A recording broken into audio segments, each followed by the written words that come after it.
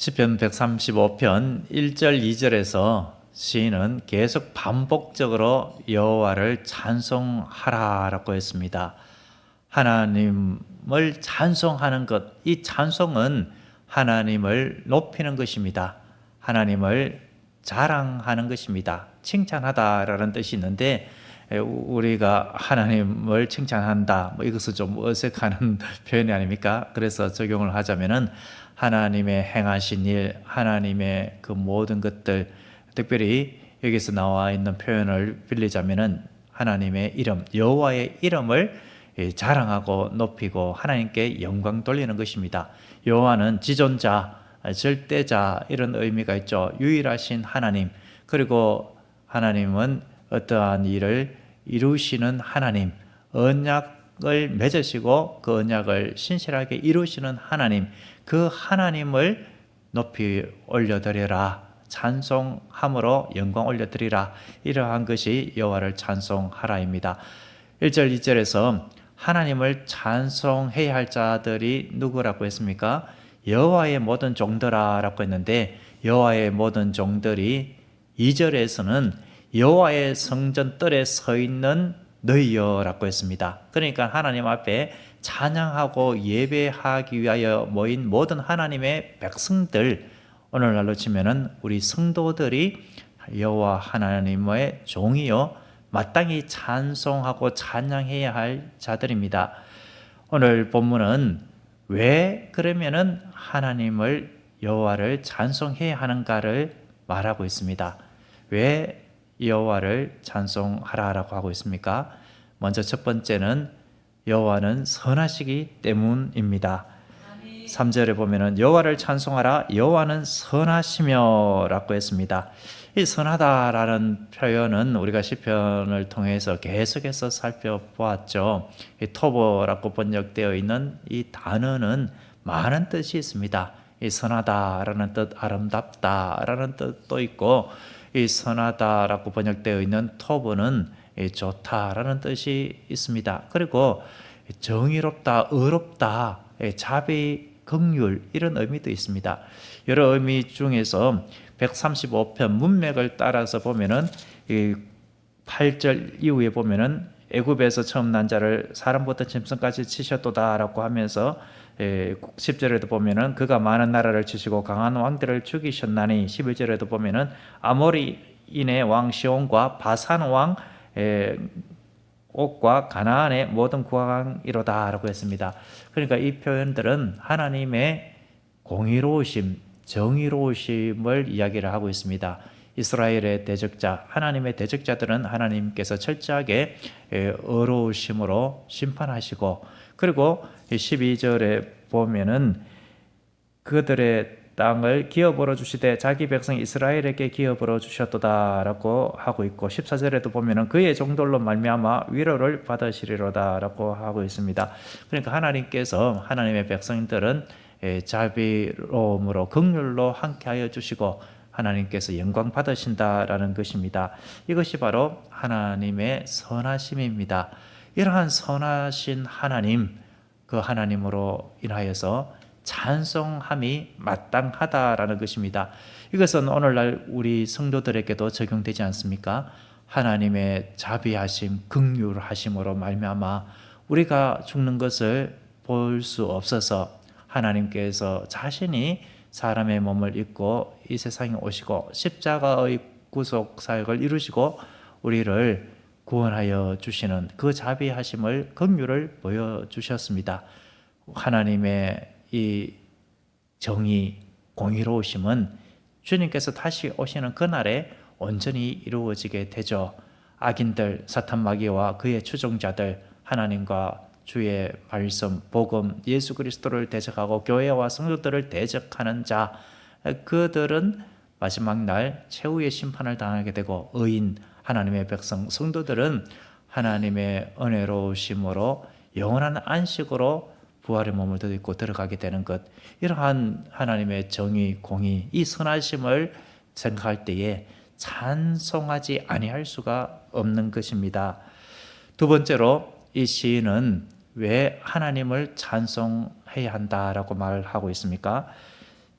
3절 중반에 보면은 그의 이름이 아름다우니라고 말하고 있습니다. 여기서 그의 이름이 아름다우니라고 번역을 했지만 원문을 보면은 그냥 아름다우니 이렇게만 되어 있습니다. 번역자가 그의 이름이 이것을 넣은 것이죠. 그렇기 때문에 아름다우니 이것은 한 두 가지 정도로 대표적으로 해석을 할 수가 있습니다. 첫 번째로 해석을 할 수가 있는 것은 아름다우니 이것이 그의 이름이 아니라 찬양하는 그 자체, 그것이 아름답다 이렇게 적용 해석할 수가 있습니다. 아름다우니라고 번역되어 있는 이 단어는 즐겁다, 기쁘다라는 뜻이 있습니다. 그리고 그 즐거움은 영혼의 즐거움 이런 뜻이 있습니다. 영어 번역은 it is pleasant 이렇게 되어 있습니다. 그러니까 그 찬양함이, 여호와를 찬송함이 참 기쁨이다 이런 표현이죠. 그러니까 하나님을 찬송하면은 우리의 영혼이 맑아집니다. 그리고 우리의 영혼이 정결해집니다. 그리고 찬송하면은 어떻습니까? 힘이 납니다. 찬송이 곡조 있는 기도고 그 찬송을 통하여서 하나님께서 함께 하시는 임재하심으로 들어가게 됩니다. 그리고 이 찬송은 능력이 있습니다. 육신이 연약할 때 찬송할 때 힘을 얻게 되고 어둠의 그 세력으로 인하여서 영적인 공격을 받을 때에 이 찬양할 때에 이 찬양으로 인하여서 어둠의 역사들이 떠나가는 일들이 있게 됩니다. 하나님의 평안을 누리게 됩니다. 바울과 실라가 억울하게 감옥에 갇힌 것이 아닙니까? 주의 일을 하다가 감옥에 갇혔는데 기도하고 찬송했습니다.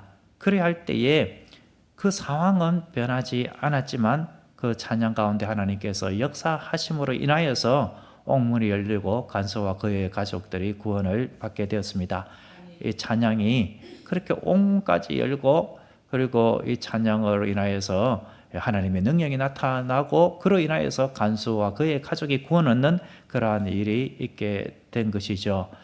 그렇기 때문에 이 찬양은 참으로 우리의 영혼에 큰 유익을 주고 만족을 주고 힘과 능력을 주는 것이기 때문에 찬양 자체가 즐거움이요 영혼을 기쁘고 만족시키기 때문에 우리는 마땅히 찬양해야 한다는 것입니다.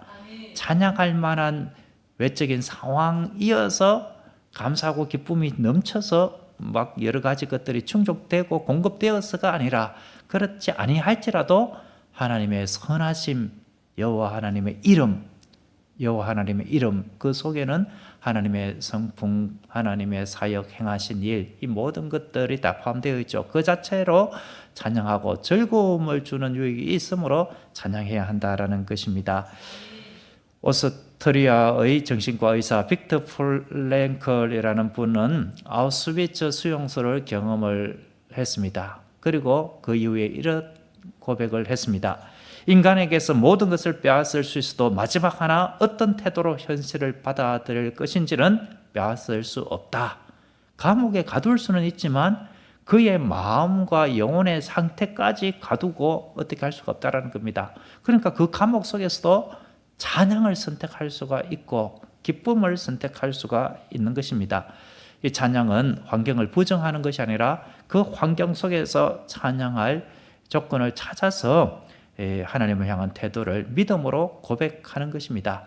그렇기 때문에 우리의 형편 상황이 어떠하든지 우리는 마땅히 찬양을 선택하고 찬양할 수가 있는 것입니다. 세 번째, 찬양해야 하는 이유는 여호와 하나님의 성품이 아름답기 때문에 그렇습니다. 여기서 아름다우니 이것을 개역개정 번역한 대로 그의 이름으로 이렇게 넣어서 해석을 해도 문맥상 맞습니다. 왜냐하면 마지막 부분이 그의 이름을 찬양하라라고 했기 때문에 아름다우니 이것을 그의 이름이 아름다우니 이렇게 또 해석을 할 수가 있습니다. 아름다우니 이 단어를 공동 번역은 상냥하니 이렇게 번역을 했고 표준 세 번역은 그는 은혜를 베푸시니 이렇게 번역을 했습니다. 그러니까 아름다우니 이 속에 상냥하다, 친절하다 인자하다, 뭐 세밀하게 돌보다 이런 의미도 있고, 그것이 바로 은혜를 베푸시는 모습이 아닙니까? 그러니까 여호와 하나님의 성품, 그 사랑으로 돌보시는 성품, 사랑의 성품, 은혜로우신 성품, 친절한 그 성품, 그 성품으로 인하여서 찬송하라라는 것입니다. 그의 이름을 찬송하라, 이 속에 다 포함이 되어 있는 말이기도 하죠. 이처럼 우리는 찬양할 이유가 너무나도 많습니다. 하나님의 선하심으로 인하여서 찬양 자체가 영적 기쁨, 즐거움이므로, 그리고 여호와 하나님의 성품이 아름답기 때문에 찬양을 해야 하는 것입니다. 찬양하되 어떠한 태도로 찬양을 해야 하는가를 마지막 찬양하라라는 이 히브리어 단어를 통하여서도 우리에게 메시지를 줍니다. 여기서 여호와의 이름을 찬양하라라고 하면서 찬양하라라고 하는 이 자마르라는 히브리어 단어는 악기를 동원하여서 찬송하고 찬양하라, 그리고 춤추어서 찬양하라, 이런 의미가 있습니다. 그러니까 모든 것을 다 동원하여서 우리의 몸과 마음과 정성 다하여서 온 마음을 다 바쳐서 찬양하라라는 것입니다. 그저 예배 시간이니까 주어진 곡이니까 그냥 찬송하는 것이 아니라, 인도자가 자칫 그렇게 될 수도 있죠. 이번 시간에 이거 해야 하는 찬송이니까 이렇게 그냥 찬송하고 찬송하는 것이 아니라, 그 가사에 내 마음의 고백을 담아서 나의 고백으로 마음을, 정성을 다하여서 찬송하는 것. 그리고 때로는 우리가 이번 성탄 전야 예배 때처럼 악기로도 찬양하고 몸으로도 찬양하고 춤추어서 찬양하고, 그렇게 함께 정성을 다해서 찬양하는 이러한 찬양으로 나아가는 것입니다. 사랑하는 성도 여러분, 말씀을 맺습니다. 우리는 상황이 좋아서만 찬양할 자들이 아닙니다. 여호와 하나님 그분 자체로, 주님의 선하심으로 인하여 찬양해야 할 자들이고, 찬양 자체가 너무나도 유익하고 즐거움을 주기 때문에 찬양해야 할 것이고, 여호와 하나님의 성품이 아름다움으로, 그 주님의 성품, 사랑, 인자, 자빔, 친절하심, 은혜로우심으로 인하여서 우리는 찬양해야 하겠습니다. 그러므로 이 새벽에 하나님의 선하심을, 하나님의 그 성품을, 그 임재하심을 체험하게 도와주시옵소서. 찬양이 너무나도 좋고 좋은 것, 이것을 늘 간직함으로 우리의 입술이 주님을 늘 찬양하되 온 마음 정성 다하여 찬양하게 하여 주시옵소서. 이것이 우리의 기도가 되어야 하겠습니다. 그래야 할 때 우리는 날마다 주님 나라 가는 그날까지 너무나도 즐겁고 기쁨으로 찬양의 하루하루를 보내게 되는 줄로 믿습니다. 기도하겠습니다. 선하신 하나님 아버지, 이 새벽에 선하시고 아름다우신 주님의 성품, 행하신 모든 일과 함께 우리에게 베풀어 주신 그 사랑에 감사 올려드리고 찬양 올려드립니다. 간절히 기도드리오니 우리의 상황이 아니라 오직 주님만을 바라보며 찬양케 하옵소서. 주의 선하심과 은혜를 깊이 체험하게 하시고 찬양하기에 합당한 주님을 날마다 만나게 하옵소서. 그리하여 찬양과 예배드림이 가장 큰 즐거움이 되는 은혜를 허락하옵소서. 예수님의 이름으로 기도드립니다. 아멘.